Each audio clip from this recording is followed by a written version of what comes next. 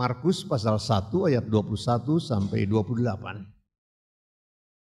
Sebelum membaca, mari kita mohon pertolongan Roh Kudus. Kita berdoa. Kami bersyukur Tuhan, kalau di pagi hari ini hati kami tenteram. Hati kami tetap tenang. Di tengah-tengah berbagai goncangan kehidupan yang datang menerpa silih berganti. Terima kasih untuk keyakinan bahwa kami akan terus memiliki dan menemukan kekuatan baru di dalam Tuhan. Karena itu terima kasih. Kalau pada saat ini kami boleh berkumpul di tempat ini untuk berbakti, membesarkan nama Tuhan, memuji nama Tuhan melalui kidung pujian. Dan terima kasih pula kami diberi kesempatan membaca Alkitab, merenungkannya. Dan dengan pertolongan Roh Kudus, kami yakin kami akan dibawa kepada pengenalan tentang kebenaran firman Tuhan. Karena itu marilah hadirlah ya Bapa untuk berkata-kata, untuk bersabda kepada kami. Kami merindukannya, kami sedia mendengarnya di dalam Tuhan Yesus Kristus. Amin. Saya bacakan. Markus 1 ayat 21 sampai 28. Lembaga Alkitab Indonesia memberi judul perikop ini, Yesus dalam rumah ibadat di Kapernaum. Mereka tiba di Kapernaum setelah hari Sabat mulai. Yesus segera masuk ke dalam rumah ibadat dan mengajar. Mereka takjub mendengar pengajaran Yesus. Sebab Yesus mengajar mereka sebagai orang yang berkuasa, tidak seperti ahli-ahli Taurat. Pada waktu itu di dalam rumah ibadat itu ada seorang yang kerasukan roh jahat. Orang itu berteriak, "Apa urusanmu dengan kami, hai Yesus orang Nazaret? Engkau datang hendak membinasakan kami. Aku tahu siapa engkau, Yesus yang kudus dari Allah." Tetapi Yesus menghardiknya, katanya, "Diam, keluarlah daripadanya." Roh jahat itu menggoncang-goncang orang itu dan sambil menjerit dengan suara nyaring ia keluar daripadanya. Mereka semua takjub sehingga mereka memperbincangkannya, katanya, "Apa ini? Suatu ajaran baru. Ia berkata-kata dengan kuasa. Roh-roh jahat pun diperintahnya dan mereka taat kepadanya." Lalu tersebarlah dengan cepat kabar tentang dia ke segala penjuru di seluruh Galilea. Berbahagialah setiap orang yang mendengarkan firman Allah dan yang berupaya terus memeliharanya di dalam hidupnya. Terpujilah Tuhan, haleluya.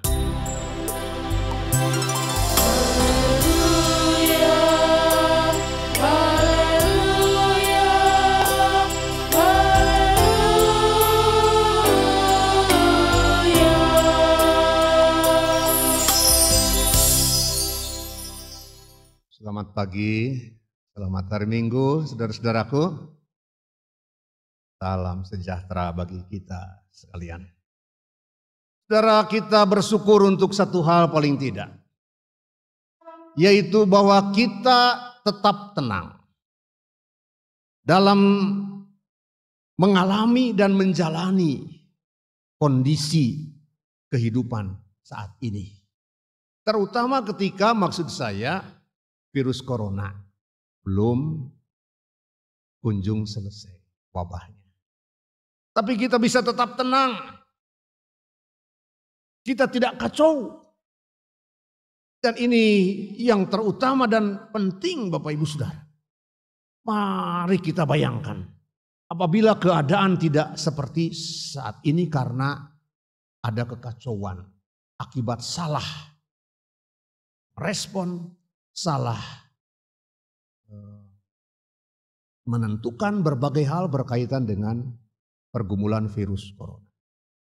Puji Tuhan itu tidak terjadi ya di negeri kita, juga pada kita sekalian. Kita bisa tetap tenang beribadah dengan berbagai aturan berkaitan dengan protokol kesehatan. Kita mematuhinya, kita tetap tertib. Puji Tuhan Bapak Ibu. Saudara-saudaraku yang dikasihi oleh Tuhan. Karena memang sesungguhnya salah satu berita atau panggilan Alkitab adalah hadirkanlah ketertiban dan keteraturan di tengah-tengah kehidupan ini. Jadilah pribadi yang hadir, yang hidup dengan teratur, dengan tertib.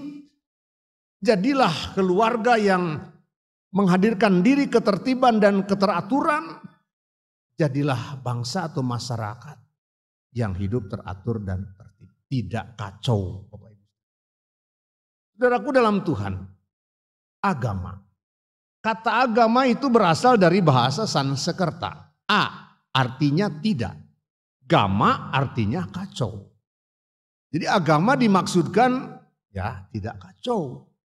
Orang yang memeluk agama diharapkan hidupnya tidak menjadi kacau. Bapak Ibu Saudara, agama itu memiliki dua wajah. Wajah personal dan wajah sosial.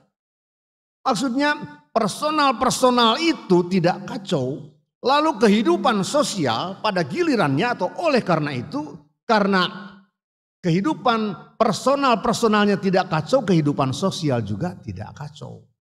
Tertib, saudara-saudaraku dalam Tuhan, kekacauan itu tidak menyenangkan, saudara. Bukan hanya tidak menyenangkan, kekacauan itu bahkan menyakitkan. Kekacauan itu menyengsarakan. Kekacauan itu oleh karena itu menakutkan, saudara. Karena itu dengan segala upaya dan daya, yang namanya kekacauan itu harus dihindari. Tidak boleh terjadi. Ataupun kalaupun sudah terjadi harus berhenti. Harus di stop yang namanya kekacauan. Saudaraku dalam Tuhan. Ketika misalnya terjadi bencana yang datang silih berganti. Misalnya bencana banjir. Karena hujan terlalu banyak turun. Sehingga ada banyak pematang sawah yang hancur, rumah-rumah yang tersambar banjir, dan berbagai kerugian besar lainnya. Atau misalnya Bapak Ibu Saudara sebaliknya. Ketiadaan air, hujan tak kunjung datang. Ini juga bencana bukan? Nah lalu menghadapi dan menyikapi pengalaman-pengalaman itu, yang namanya manusia berkata, mari kita meyakini satu hal. Ada yang marah, yang maha tinggi marah. Oleh karena itu, ia harus disapa. Yang maha tinggi yang mengatur dari tempat yang tak kelihatan itu harus disapa. Harus disembah, harus diberi sesajen dan seterusnya. Itulah agama. Pengalaman yang lain, ketika misalnya hadir seorang pemimpin di masyarakat, di sebuah negeri yang sangat besar kuasanya, tapi lalu mampu mempersatukan kelompok-kelompok dalam sebuah negara atau bangsa itu, sehingga tidak terjadi kekacauan. Misalnya raja-raja Mesir yang disebut Firaun itu ya. Atau raja-raja Babel di negeri Babel antara lain Nebukadnezar. Atau kaisar Jepang misalnya. Lalu mereka diyakini dianggap sebagai anak dewa. Titisan dewa atau dewa itu sendiri. Lalu mereka disembah. Karena dianggap memiliki nilai yang jauh lebih berharga dari manusia lain. Itulah agama. Saudaraku yang dikasihi Tuhan, semuanya merujuk kepada ketiadaan kekacauan. Ketika sosok-sosok itu diyakini bisa menghindari kekacauan, dia disembah. Demikian juga Bapak Ibu Saudara, di dalam pengalaman sejarah manusia muncul berbagai kitab suci. Kitab suci itu ada yang diyakini diwahyukan oleh Yang Maha Tinggi kepada orang-orang tertentu. Ada juga kitab suci itu berdasar kepada karya orang-orang yang sangat baik, yang sangat saleh, yang sangat bertanggung jawab. Buddha, Konghucu misalnya. Lalu ajarannya, petunjuknya diikuti dengan tertib dan teratur, dengan setia. Itulah agama, Bapak Ibu. Semuanya merujuk kepada ketiadaan kekacauan, saudara-saudaraku dalam Tuhan. Sehingga yang namanya agama sekali lagi mengisyaratkan, mengharapkan hadirnya ketertiban. Menjauhkan kehidupan ini dari yang namanya kekacauan. Agama diharapkan membuat menjadi berkah. Agama diharapkan membawa dan menjadikan sejahtera umat manusia. Saudara-saudaraku yang terkasih dalam Tuhan, kita membaca bagian Alkitab. Ayat 22, mereka takjub mendengar pengajaran Yesus sebab ia mengajar mereka tidak seperti ahli-ahli Taurat. Tidak seperti ahli-ahli Taurat. Tuhan Yesus datang ke Kapernaum. Ia masuk ke dalam rumah ibadat dan diminta untuk mengajar, untuk berkhotbah. Umat Israel takjub karena ajaran yang disampaikan oleh Tuhan Yesus berbeda. Tidak seperti biasanya. Biasanya yang mana? Ya biasanya itu yang selalu dibawakan, disampaikan oleh ahli-ahli Taurat. Kira-kira mengapa sih berbeda? Apa perbedaannya? Saudaraku yang terkasih dalam Tuhan. Kitab Taurat di tangan ahli-ahli Taurat bagi masyarakat Israel menjadi sesuatu yang menakutkan. Menjadi momok yang mengerikan. Karena kitab Taurat disampaikan kepada mereka menjadikan mereka tertekan. Hanya yang memberatkan mereka. Kitab Taurat menjadi hukuman dan semacam ancaman yang terus-menerus menyalahkan. Kitab Taurat seakan-akan semacam vonis yang akan dijatuhkan kepadamu apabila engkau tidak melakukan ini, itu, tidak melakukan ini dan itu. Oleh karena itu agama di Israel pada waktu itu saudara-saudara diterima dan diikuti semata-mata karena rasa takut. Agama menjadi sesuatu yang sangat menekan. Saudara, saya merinding kemarin beberapa hari lalu mendengar di YouTube ungkapan bahwa kalau seorang perempuan dewasa kelihatan selembar rambutnya dilihat oleh pria yang bukan mahramnya, perempuan itu akan dihukum 1 miliar tahun untuk 1 lembar. Bayangkan kalau ribuan lembar. Saudaraku yang terkasih dalam Tuhan,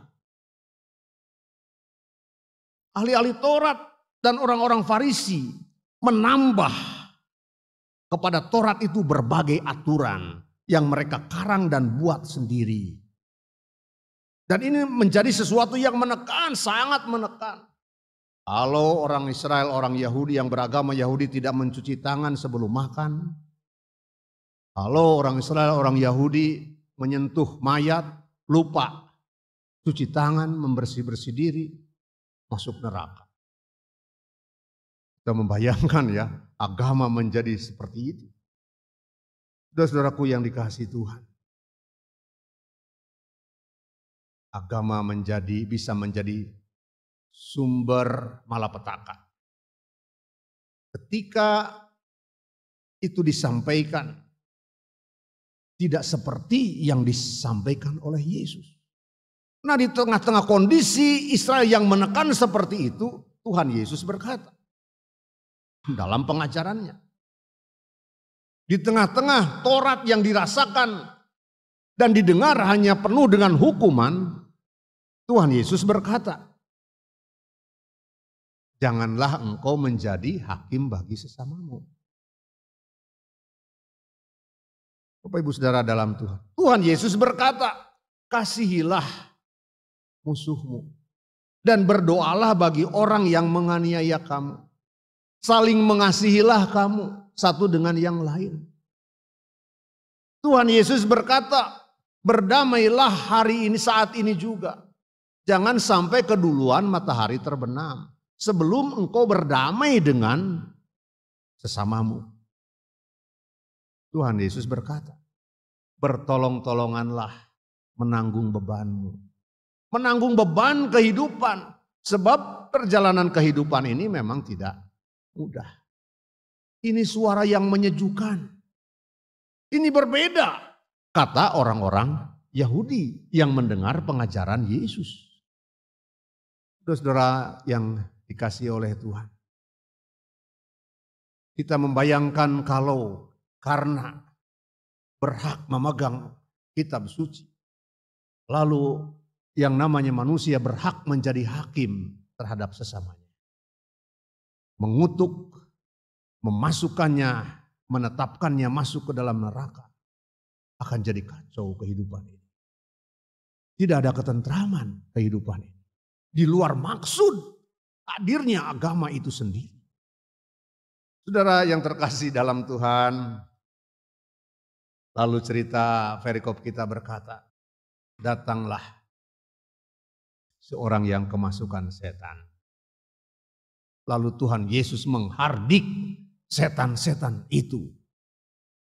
Setan-setan itu tahu bahwa engkau adalah yang maha kuasa.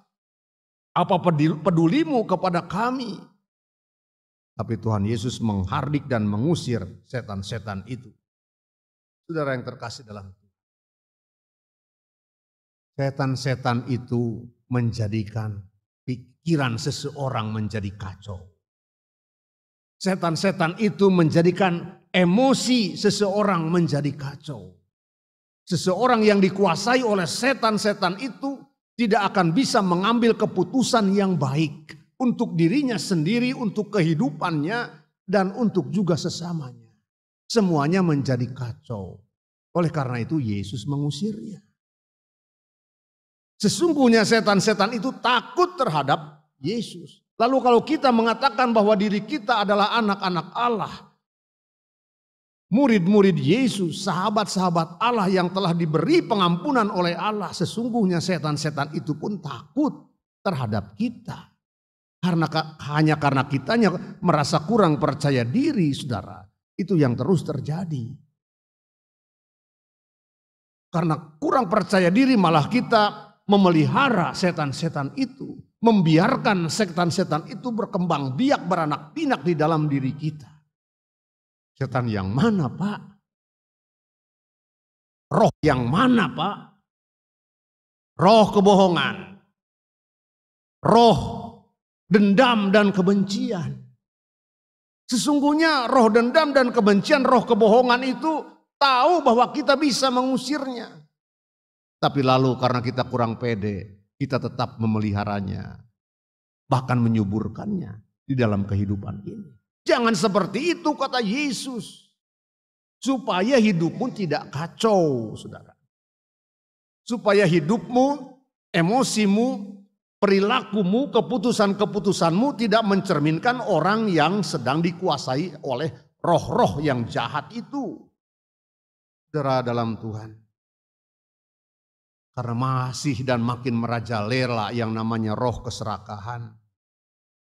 Dan sedikit demi sedikit tumbuh secara tidak sadar di dalam diri kita roh kemalasan. Roh egoisme. Jangan terlalu berpikir roh seperti apa yang menakutkan Bapak Ibu Saudara. Roh-roh itu bahkan kadang nampak hadir dalam hidup kita, begitu menyenangkan, begitu dekat dengan kita, ya mereka tidak sungguh menakutkan. Lalu oleh karena itu terpeliharalah mereka. Saudara-saudara yang dikasihi oleh Tuhan, kalau manusia, personal gereja terus dikuasai oleh roh-roh seperti ini, kehidupannya tidak tertib. Dan ketika banyak personal yang hidupnya tidak tertib, kehidupan sosial, kehidupan persekutuan, kehidupan keluarga, kehidupan kebersamaan juga menjadi tidak tertib. Dan Tuhan prihatin Bapak Ibu. Oleh karena itu ia berkata kepada roh-roh itu, pergilah. Diam, pergilah. Beranikah kita Bapak Ibu Saudara berkata kepada roh-roh itu yang ada, yang sungguh kita sadari sedang menjadi bagian teman kehidupan kita. Kita datang ke gereja meyakini bahwa Allah menjadikan kita pribadi-pribadi yang diberkati, menjadikan kita gereja Tuhan, menjadikan kita orang Kristen. Dengan maksud apa Bapak Ibu Saudara kembali kepada kata agama itu? Supaya hidupmu secara personal dan pribadi tidak kacau. Sehingga ketika pribadimu tidak kacau, engkau juga akan menyumbangkan ketidakkacauan terhadap persekutuan, kebersamaan, kehidupan yang lebih luas. Itulah panggilan kita beragama. Mari kita wujudkan kehidupan seperti itu. Karena keyakinan bahwa Allah telah terlebih dahulu mengasihi kita. Ia telah terlebih dahulu berbuat baik kepada kita. Dan dalam rangka berterima kasih kepada Allah yang terlebih dahulu telah berbuat baik kepada kita, mari kita berbuat baik kepada sesama kita. Tuhan memberkati. Amin.